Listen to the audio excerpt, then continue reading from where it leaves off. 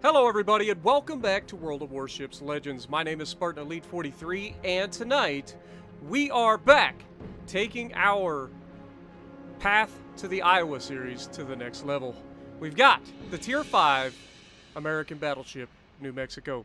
So, let's look at our commander. As you guys should know by now, it is William Sims. We are running Andrew Cunningham and Paolo de Revel as our inspirations. We have maxed William Sims completely out. For reasons unknown to mankind, but it is the thing.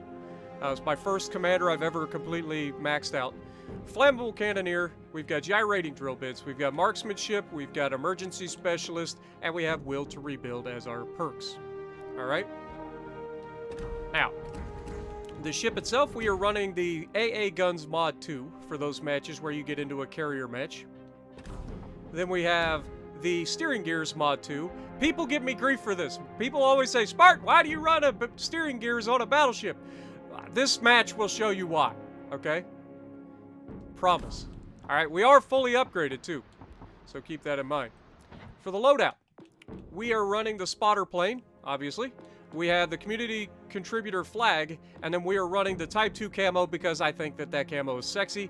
Plus, I don't really need my ship to be sneakier. I just need to help shots not hit me as often. So I go with the incoming fire dispersion. Okay. Survivability, 55,200 hit points with a 40% torpedo damage reduction, which is amazing. Artillery, you have 12 356mm guns that reach out to 17 kilometers. They reload in 32.8 seconds with this build, and the 180-degree turn time is 40 seconds. That's not actually as bad as it sounds, because the ship rotates so well, and we'll get into that in a moment. But yeah, HE shell max damage 5,000 with a 30% chance to set fire. AP maximum shell damage 11,550. For secondaries, you've got 8 127mm Mark 19s that reach out to 4 kilometers and reload every 4.5 seconds. They fire HE and have a 9% chance to set fire. Secondary, the second secondary, we have 10 127mm Mark 7s that reach out to 4 kilometers and reload in 7 seconds. The HE shell damage is 1,800 and a 6% chance to set fire. AA damage, you have 20mm... I'm not even saying Orlikins, whatever you want to call it. You have 3 of those, do 11 damage per second, 2.5 kilometer range. Then for the Mark 20 Orlikins, you have 16 of those that do 49 damage per second with a 2.5 kilometer range. Then you have the 40mm Bofors Mark III. You have 4 of those that do 30 damage per second, reach out to 4.2 kilometers. And then you have the 40mm Bofors Mark I. You have 8 of those that reach out to 4.2 kilometers and do 45 damage per second. Armor, on first glance, doesn't look like it's that good. As you can see, the front armor is 25mm. What does that mean? That means you need at least 15-inch guns to go through the bow of this thing, okay? You need 15-inch guns to go through the bow. Alright. And then if we drop this off, you can see that, yes, this is there. You're like, oh my god, Spartan, it's got no armor. Here's the problem. The torpedo protection is what you're seeing. You strip down the torpedo protection, and all of a sudden you see that this thing actually has a ridiculous belt. And by ridiculous belt, I mean, well, let's take a look at it, shall we? The armor belt's 203 to 343 millimeters thick, meaning when sufficiently angled, this thing is not getting pinned. Alright? We'll go over that in this game as well. The guns we don't really care about, the deck we don't really care about. The Citadel, as you guys can see, is at the waterline and below. It's not really a raised Citadel, but if you turn, you can get Citadel at close range. But generally speaking, you're getting Citadel'd from longer ranges with this ship. And this trend will continue for the rest of the line, I believe. Next, we have Agile, which is what we already talked about. Actually, did we? Did we actually talk about that? I feel like we didn't. It has a maximum speed of 18.9 knots, so it's very slow. We already know this. But 640-meter turning circle and a 12.2 second rudder shift. So it is fantastic for a battleship. Okay, concealment. 14.2 kilometers base detection. You have an 11.4 by air, 2 is always guaranteed, and then the 12.3 kilometer detectability while firing in smoke. But yeah, so she's agile, she's got guns aplenty, so she has 12 main guns. You can see those bad boys sitting right there on top in a beautiful standard configuration. But she is slow, and that is what we also talked about. New Mexico, this ship belonged to the generation of conventional battleships in the U.S. Navy. The main battery guns were concentrated in the ship's front and aft ends and were placed in super-firing turrets, which would soon become the standard. The battleship was armored according to the all-or-nothing concept, with the citadel being reliably protected and located in the center of the hull. She entered service in 1918. There were 3 of them in the series. So let's take a look at her before we get into the game. She's a good-looking ship. She's thick at the hips. You like that? And I love this ship. Then again, I love all of the American battleships. Literally all of them. So, yeah, come at me, bro. And with that, let's get to the gameplay. Alrighty, so the first match we're going to be on Fault Line. Wait, first match, Spartan? Yeah, you guys get a double feature today. I felt pretty generous. Now, actually, I just want to showcase this ship a lot more than a lot of them, because a lot of people struggle with this ship. And I really want to showcase the strengths of this ship. And I felt it was best to do that in 2 separate games. This first game isn't going to be about damage. It's going to be about keeping your head on a swivel, playing smart, doing what you're supposed to, winning your side, and ultimately getting into close quarters engagements with all sorts of different vessels. So, yeah, it's going to be great. I think this one really showcases the ship very well. Now, unfortunately, the team in this one, we just leave them at that. But we, as a ship, are going to do our job. And we're going to have one heck of a game against all odds. So, first things first, you guys saw me check the map. Or check the names. I always start the match by looking and seeing what we're up against. I don't care who the people are. What I care about is what I'm up against. How many destroyers are there? What are those destroyers? What are my cruisers? What are my battleships? All of those things decide what I want to do at the beginning of the match. If we have a lot of destroyers, I'm going to probably not charge into a cap right away. This one, we have 2 destroyers. One is a Mayhem, one is an Icarus. I'm not particularly worried about either of those destroyers, so I'm willing to charge the cap, and that is my goal here. Now, I'm detected right here, so the first thing I do is I get into chat. I say, hey, Pensacola, just so you know, there's a destroyer right off the bow somewhere out there. I'm going to ping the map where I think he is, and then he's actually going to get spotted over in the center. So the Mayhem's actually over here. And what do, guys? A destroyer spotted, you shoot the destroyer. This will come in real handy in a little while, okay? You guys don't know why, but just trust me, it will. We take 1/3 of his health right there. And our Pensacola is going to make a huge misplay here. And the only reason I'm calling this out is because this play potentially costs our team this match. Now, I'm not revealing the entire thing. I'm just saying that this Pensacola is an amazing ship, okay? The Pensacola, when played correctly, is fantastic. Now, notice I'm not firing blindly into that smoke, because I'm not going to get myself redetected that way. Now, the Mutsu launches a plane, so unfortunately that's going to give him a couple more hits on us before we get around the corner. But we know the Mayhem is in the middle of the map, which means the other guy that's in Charlie right now is the Icarus. We know this. We know this because we looked at it ahead of time. So, 2 destroyers, one of them is in the middle. We've already identified it. We know that the Icarus, by process of elimination, is the guy that's in Charlie. So what could possibly be coming around the corner into, right? Torpedoes. So what are we going to do? We're going to turn all the way in, go bow in as hard as we can, and that does 2 things. One, it slows your ship down. I don't know if you noticed, but when you turn hard, your ship slows down. The other thing it does is it points you towards the direction that you're likely to see the torpedoes. Gets you out of the direction if they launched early, like this guy did.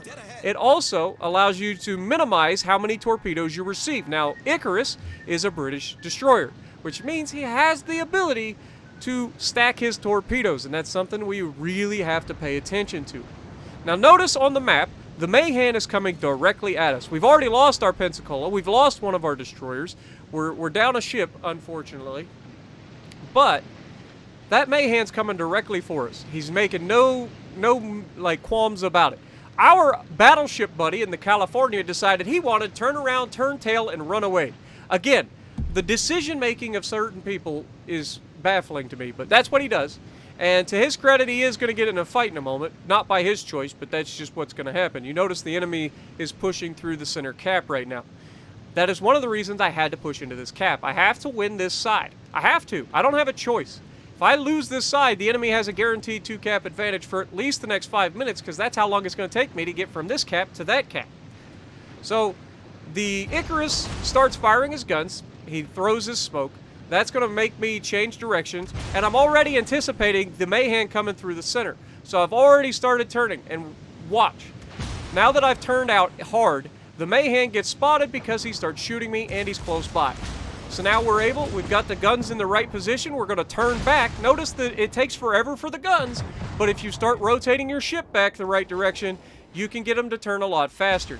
And then we're able to line up the shot and def strike the first destroyer. Mayhem down. Now he probably launched torps on us from that close, so we're going to turn in to get away from the direction that the torps were launched from. And you can see he in fact did. And because we turned in early, we are going to take a couple torps, but we managed to only take 2. We use our damage control to get rid of the flooding, and then we focus our efforts on this Icarus. Now, Icarus is only 4.8 kilometers. His smoke just ran out. He hesitated too long to get moving, so this is giving me an absolutely juicy opportunity to take shots. Now, we get 1 shot off. We get only 1 overpin on him, and then we're going to try to hit him again here. He is going away from us, which is the absolute right choice, and once again, you can see he tries to stack his torpedoes. He is spreading them out to his credit, but not quite enough, and that allows us to once again slip his torpedoes, putting on a clinic on how to dodge torpedoes in this match. And this is why I choose steering gears, guys. People underestimate how shifty American dreadnoughts can be when it comes to dodging torpedoes. They're so used to people just sailing in a straight line and taking all the torps, but that isn't me. All right, now once again, he starts shooting at me and then goes into his smoke. He can no longer see me, which means as long as I don't shoot my guns, he can't shoot me. So now look at what I'm doing. I don't care. I'm not chasing him. My goal is to capture this base. How am I going to capture the base if every 20 seconds he's going to drop a smoke and sit in it and he shoots me a couple of times to reset the cap? He's just delaying the inevitable. I want this base. I'm going to get this base. And so I'm headed back towards the center of the map. This guy is kiting away. We don't follow kites, guys. You never follow the kite. A, because it'll get you killed, and B, because it's just a bad play. It takes you out of position, so you cannot do your job. And right now, my job is to secure this cap and move on to help the rest of the team. Now, we get a shot off with the rear guns. Not a very good shot. The front guns, though, we get a much better shot, and we managed to hit him with 1 full penetration. So that one likely did probably 3K. So you gotta love that. He resets the base a couple more times, but as soon as I get into this channel, he's no longer going to be able to reset me, and I will get this base cap. And this is the bad thing about the American dreadnoughts. They are slow as crap. So trying to get from this base over to the center base is going to take some time. Now, as you can see, the friendly California that left us and the friendly Mayhem is right here. They're right nearby. And it looks like they're thinking about heading into Bravo. They've already killed, I believe it's the Mutsu that charged them early, but, you know, that's a pretty easy kill for any battleship is a Mutsu, because they tend to want to launch their torpedoes or give you the full broadside, and they don't have the armor for that. But, yeah, you can see I'm just slowing down, stopping in this gap, making sure we get this base cap before I move out. I was anticipating this Icarus actually coming in from behind me and capturing this base, which would have been the smart play for him. But that isn't what he does. I get spotted multiple times coming through this gap by the airplane of the Pensacola that is right out to my right now. You can see his plane just got spotted over his last known position. So he's heading in my direction. And so I need to be prepared for not only the Pensacola, but also the torps that are coming from my right. We know the Icarus is out there. He knows that we're here. So it is only logical that he would be trying to kill us. And you can't get a much juicier opportunity to kill a battleship and a destroyer than catching them as they come around a corner. Alright, people just don't think about things like this when they're playing these battleships, or any battleship. They come around the corner, full broadside, all the guns ready, and they eat all of the torpedoes because of it. Now you can see I'm measuring this Pensy up. I don't believe that I have a shot. Even though the game said I had a shot, I don't believe it. So I hold fire. And he gives a nice penetration of armor piercing on me here. And then we see all the torpedoes, and we'd already started our turn. We need to turn a little tighter. Good God, just scraping the paint off the bow there. But we get a shot at the Pensacola's broadside, and if you're in a Pensacola, you're broadside like this to a battleship, you are just praying to God that the RNG does not completely screw you. So notice I'm aiming a little high. The rear guns unfortunately clipped the island on their way by, so they did nothing. He's going to get another ridiculously good AP salvo, just showcasing how good the Pensacola's AP really is. That 8-inch AP is no joke. We love the Pensacola, we love the New Orleans, we love the Balti. That American armor piercing is disgusting. But now he gets to showcase why this Pensacola is called the Floating Citadel of Sadness. Because you can only play with RNG for so long before eventually it catches up to you. And down it goes. Now, we are expecting the Icarus still out here. We're still detected, so we're going to turn away from potential torps. Actually, we're turning cross into the torps, which is not preferable. I'm assuming he's launching from further out. In fact, he's not. He's actually already past me, and he's about to be... I'm about to go undetected as he goes behind the island. Or no, he actually is in front of me, sorry. So, that shows where he's at. And now that I know where he's at, now look, he was just spotted in the base with these guys. And this is what I'm talking about. Mahan, and I even called it out. I was like, Mahan, he's right behind you. The Mahan is a gunboat, man. He could easily win in his fight against this Icarus, but he refuses to do his job. The California refuses to acknowledge that there's a destroyer in the cap with him. Even though he just said, thumbs up, like he's affirmative, like I just said in chat, hey, there's a destroyer right next to you. But what does he do? He does the one thing that all battleships do, and that is sail in a straight line for much too long. And the Icarus is going to get the play of the game for himself. He's going to get to stack his torpedoes, and even with the amazing torpedo reduction that the California gets, unfortunately for the California, this is not going to be good for him. You can only sail in a straight line for so long before somebody makes you pay, whether it's another battleship or a destroyer launching torpedoes on you. And if you refuse to acknowledge the fact that there is a destroyer 3 kilometers from you, you deserve to get torped to death. That's all I'm saying. So goodbye, Callie. Appreciate you being here. I know you did so much in this match. I'm shaking my head. But yeah. Now we get to go 1v1 with this Icarus again. And look at where the Mahan is. He charged into A. I think he was anticipating going straight into Alpha. But again, he's charging in towards a cruiser. Why? When you could have come back here and fought a destroyer that you would have likely won, you'd have had my help. You'd have had DeCalli's help. But now you've ran over there. You've put yourself in a stupid position where you can't possibly do anything to help the team. And for what? For nothing. And so, inevitably, he's going to get hunted down. He's going to die. And that's going to leave me 1 versus 5. The bad thing about this is, because we're so freaking slow, this 1 versus 5 is actually, while it is incredibly doable, this was a solo warrior waiting to happen. The enemy team potatoes something fierce. And we're going to take full advantage of it. I'm not lying. You should just watch. Watch what the enemy does here. All they have to do is sail off into the sunset and they win. That's it. There's 2.5 minutes left. There's not enough time for me to do anything. I see the New Mexico over there. I start to turn in towards him, and that's when the Icarus gets spotted on my left side. If he hadn't fired his guns and he just torped me, there's a good chance he actually connects with his torpedoes here. But, because he fires his guns, who's the bigger threat to me right now? The destroyer that's point freaking blank, or the battleship that's quite a ways off. It's pretty straightforward and simple. I can angle against the battleship while sailing towards the biggest threat, which is the Icarus. And so you can see I am putting my guns in position, anticipating him not sticking in a smoke, and sure enough, he does not. And wait for it. You can't do this, guys. Okay, there's a right way and a wrong way to charge a battleship, and firing your guns the entire way and coming in at a bad angle is not the way to do it. because eventually I'm just going to wait long enough for you to come in, and as soon as you turn for your torpedoes, you're a dead man, and that is our second dev strike on a torpedo boat, or a destroyer in this game. So 2 destroyers in the game. I went 1v1 versus both of them in a battleship at point-blank range. I beat both of them. So other battleship captains need to take some, you know, tips from this, okay? You can win these engagements. That's when the Emerald gets spotted, by the way. Emerald gets spotted. We're rotating our guns already. We're rotating the ship. He's about to go dark. He's smoking up and slowing down, so we can anticipate where he's going to end up. We take the shot before he goes dark. Unfortunately, not able to get the rear guns involved before he goes dark. But I'm not worried about the Leander doing a lot of damage to me. Can he? Yes, he can shred me. But my superstructure is already saturated, and he's not likely to get anything off the belts of this thing.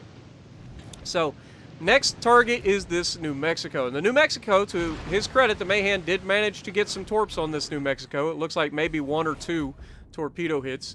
But this New Mexico, we take a shot high, hoping for a gun hit, and you see that dispersion was awful. Just awful. We get 1 penetration for no damage. Could probably hit some, I don't know, probably hit the main gun or something, and did nothing. But watch what this New Mexico does next. We only have 30 seconds left, which means I only get 1 more shot. The New Mexico fires his guns. You can see we shatter everything off of that beautiful bow armor and belt armor. Remember, you need 15-inch guns to go through the bow of this thing. And when he goes broadside, we're going to make him pay for it. And wait for it. Down he goes. Now look at this. The other New Mexico comes in. We're going to start angling towards him. Once again, unfortunately, just ran out of time. There's not a whole lot. This was a solo warrior waiting to happen. I could have easily won this match. Easily. I had cap control. I had people feeding themselves to me that could not win that fight. And I would have gotten that. If we just had like 2 more minutes, I think I win that match. But top of the leaderboard, 2,000 base XP and a loss. The rest of the team, as you can see, pretty helpless. The Mahan did manage to get a respectable XP out of it, but at the end of the day, didn't really help me a whole lot. Now, moving on to the next match, we are going to be in the New Mexico and in a division with Soviet. I apologize for that little ending there. I forgot to cut that out, but, you know, sometimes you make mistakes. Anyway. We are going to be with Soviet and Galley again. Soviet is in the carrier. Galley is in a battleship on the left side of the map. And I am in a battleship on the right side. Now, right off the bat, you look, there's only 1 destroyer, Hatsuharu. There's a Ranger on the enemy team. And there's a bunch of battleships with a couple of cruisers sprinkled in there for good measure. I am going to push over towards Alpha. Why? Because I want to secure a flank. Alright, that's my goal in this. I need to try to secure the flank. So that's what I'm going to do. Now, I am aware that there are already 3 battleships on this side, but I don't trust my green teammates, you know what I'm saying? Or my blues. I trust my greens, I don't trust my blues. So we are going to go towards the right side. And we are going to showcase this ship pretty freaking well in this match. You're going to see all the good stuff. You're going to see 1v1 battleship duels. You're going to see the good stuff. And this is a fun match. But yeah, we're going to push over towards the right side. And the blueberries over here in the battleships next to me are going to showcase why I don't trust blueberries.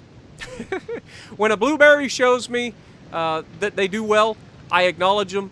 I say GG's. If I can send them a message after the match saying GG's, then I do that. But yeah, generally speaking, the blueberries usually just, you know, they're blueberries. So, we're going to push off to the right side. Peter is going mid. It looks like he's going to go give his guys some shore leave. More power to him. I think he's actually, oh, hello. We've got a Peter Veliki and we've got a Byron. Byron's out of our range. Peter's about to get into there, but he's bow tanking us. I'm not particularly thinking about shooting at the Peter while he's bow tanking. I was hoping somebody gets spotted out here in the front, but first thing that starts getting capped is Alpha, which means their destroyer is likely at Alpha. That's the easiest way to tell where a destroyer is at the beginning of a match, because they always run straight into a cap, and they are the fastest people on the map. Makes sense, right? So as soon as the base starts capping, you can know where the destroyer is. And when there's only one destroyer, that's some very useful information to have. When there's multiple destroyers, you can also use that, but here, this enemy carrier is going to come in at us with his torpedo bombers. We managed to shoot a few down on their way in, but he is going to get 2 of them off. We're going to take one of these for sure, but we're going to be able to dodge the other. Once again, showing why I like steering gears. He hits us with 1. We have the 40% damage reduction, and he gets basically nothing off of us. A whopping 4,000 damage. Woo! All the damage. Not even 4,000, like 3,700 or something like that. But now we're going to continue our push over towards Alpha, start turning back in.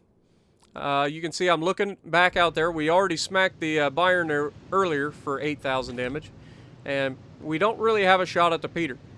Now, our Peter Veliki is literally just giving his guys shore leave. I thought he was joking at the beginning where he looked like he was going to... No, he's actually beaching himself broadside on that island.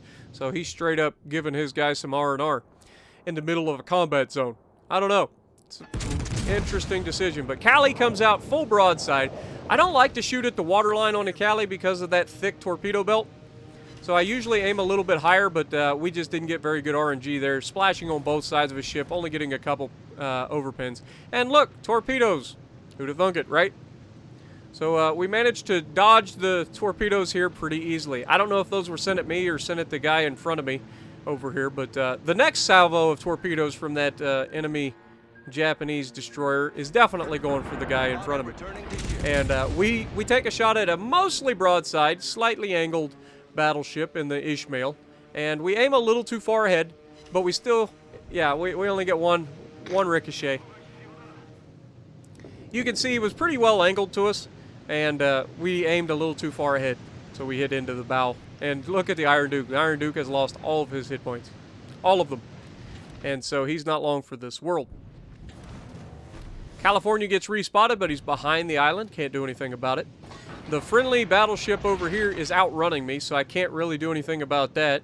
And you can see Hatsuharu gets spotted, so we immediately start targeting him and try to reach out and touch this man. It's a long shot at 12 kilometers. He is starting to turn out, and we take the shot right after he disappears. Not sure if I'm going to get a hit here or not. I just want to make it apparent that I was shooting at him, and unfortunately we don't manage to touch him. But you see that Soviet's in the area with his torpedo bombers, and so he's thinking about going over and spotting that destroyer for me, which is massive. If he can do that, that helps our team dramatically. If we can get rid of their destroyer, that takes a lot of their mobility out of the factor. And sure enough, he finds the destroyer, and we start looking at him. He drops his torpedo. I get a shot off. We've got a torpedo on its way for us, and he managed to miss Soviet's torpedo, and we hit him for half his health. Very nice salvo. Much better than our last attempt at him. Anyway. So we take half his health, or a little over half his health, and we're starting to realize that Peter Veliki is directly ahead of us. And it appears to be that they are on a collision course with one another. Ishmael and... I said Peter Veliki, didn't I? It's Ishmael. And Ishmael goes broadside to our teammate, which should be a death sentence. Like, that is an absolute death sentence for a Russian battleship to go broadside to anybody. But he gets away with it. He manages to turn around, and unfortunately for him, he's going to do it again, only this time he's going to turn all the way around and give me the broadside of his ship. And do we need to talk about how this goes, folks? Wait for it. Pow! Dropping the bomb, double Citadel. He's lucky to not just be flat out deleted right there. But he's very unhappy with his life choices at this moment. But this is what I'm talking about. Positioning, guys. If you're in that Ishmael, you cannot do what you just did. You literally went broadside once, got away with it, and then turned broadside to 2 different battleships. That is a death sentence. And down he goes. California is coming at me. We've got the Hatsuharu spotted in Alpha. California is way out there in the distance. We're trying to line him up. He's not moving particularly fast, so we don't give him much of a lead. And we watch the shells go in. They look beautiful. And we get a really nice penetration there on him. He hits us back, but not particularly hard. We're down to 44k now. Hatsuharu coming back out into the fight, and everybody on my team is actually hitting him, so that's preferable. You like to see other people shooting at the destroyer other than you. Soviet is keeping him spotted and doing a pretty good job trying to harass him a little bit with the destroyer, or with the carrier. And then just as we're about to shoot, I believe somebody takes him out here. But we get the shot away, and we managed to miss. But he goes dark in this smoke and gets finished off by the friendly Fubuki. Thank you much. And that's going to allow me to go 1v1 this California. And now this is where we're going to go into it. Now we are coming in with basically the same amount of hit points right about this point. He might actually have a hit point advantage here. I'm not 100% sure. I don't remember their hit points exactly. Meanwhile, also, if you're not sure why I have more hit points than you, it's probably because you're not using the William Sims commander. If you're using William Sims, you get a bonus hit points per tier. Once you get it leveled all the way up, I think it's 450 hit points per tier. And this is a tier 5, so you get an extra 2,000 some odd hit points. Alright? So that should explain that a little bit better for you guys. But California is about to come around this corner. We are ready for this fight. You can see there's Pensacola, California, and a Ranger. Their Pensacola is spotted over there on the far side of the map. Galley, I believe, is getting ready to engage him. And then Cali comes around the corner, full broadside. And you can see I'm actually aiming at the waterline here. And we get a really nice, not citadel, but really nice set of dispersion here. And then we immediately turn in. Watch this. There you go. He gets like 4,000, maybe 3,000 damage off of us. We hit him for what, 8k? These are the trades that I'm talking about, and this is the Dreadnought Shuffle. He just shot everything he had at me, so now I know I'm going to beat his reload, because I fired first. And so we immediately turn in and get ready to shoot. Now I'm shooting at the bow of his ship, not the belt. Trying to hit that bow plating, and we managed to go through it. The belt is much thicker than the bow plating, because the American battleships, the belts don't go all the way to the nose. The Germans, they do. And as we turn back in, once again, he gets 0 damage really off of us. It was like 2,000 damage, a couple of overpins on our superstructure. Basically, nothing. And then we punch our heel, and we're going to reach out and touch this man, because we're at a juicy angle at this point. And this should be the final shot. But it isn't. Not quite. We just hit that man for like 20k. Over 20k. It was like 29k with that salvo. That was a gorgeous salvo. And then once again, we turn in. He does manage to get a couple penetrations through the bow as we're turning in, but it's not enough. And from here, we just want to keep our bow pointed towards him. He's going to be coming around. We're only going to be able to get the front guns on him. But notice I'm rotating my guns early and also using my ship to turn to keep these shots in. Now, I do not scope in on these drive-bys because your guns will not keep up, and you can see right there, the guns refuse to keep up, so I had to turn in even more. We get the guns to fire, and we finish him off. Those drive-bys, anytime you do those, you want to try to have your guns pre-rotated to the side. Use the gun lock. If you don't know how to lock your guns, you got to go into your settings, controller layout, go to controller layout 2 or 3, I believe. Both of them I have the gun lock. One of them has a funky controller layout for the rest of the controls. I think I'm using like controller layout 3 though, if I remember correctly. It's been a while since I looked. But anytime you do those drive-bys. And then the other thing is, if you fail on a drive-by, do not turn with the drive-by. Don't do it. Just keep sailing in a straight line away. What that does is it keeps you at an angle to the enemy ship. So that if they fire on you, say they're able to keep turning, because a lot of people do, when they go, and when everybody fails those drive-bys, they will freaking turn and go fully broadside on to try to get a full broadside at you. And in that moment, if you're sailing away, they're not going to get much of anything. They may do some damage through the back of your ship, but usually it's not that much damage. And then you get to return fire while they are flat broadside at point-blank range, and that is a glorious situation. So always, always, always, if you fail a drive-by, just sail right past them. Do not turn with the drive-by, because you're just leaving yourself open to a nasty hit, okay? It's not worth it.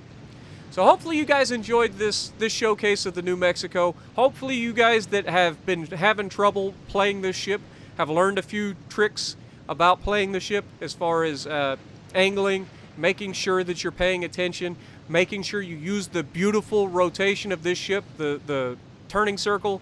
This thing is ridiculously good at turning. It has a very good armor scheme. I love this ship. And the guns can be rail guns. I know sometimes that they're not, but the guns can be rail guns at times, and when it is glorious. So hopefully you guys have enjoyed. 105,000 damage, folks. That's not a bad game.